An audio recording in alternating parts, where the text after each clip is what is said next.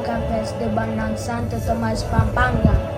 Ito ay unang ipinagdiwang noong 2012 kung saan nagsasabog ng bulaklak ang mga sumasayaw. Ito ang aking napiling magdiriwang dahil dito sa bayan ng Santo Tomas. Lumaki ang aking lola. Isa Sampaga, sa bundok Sampaga, sa Maria, Ipanda, sa Ipanda, sa Panginoong Diyos, maging sawasara, sa bawat Sawaga ay ipinagdiriwang tuwing Pasko ng pagkabuhay ni pitong barangay na lumalahok sa pagdiriwang na ito.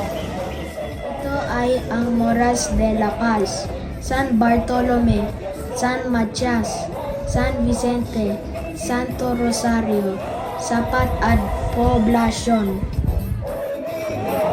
Isa Sampaga, sa pagsampaga, sa Maria, Ipanda,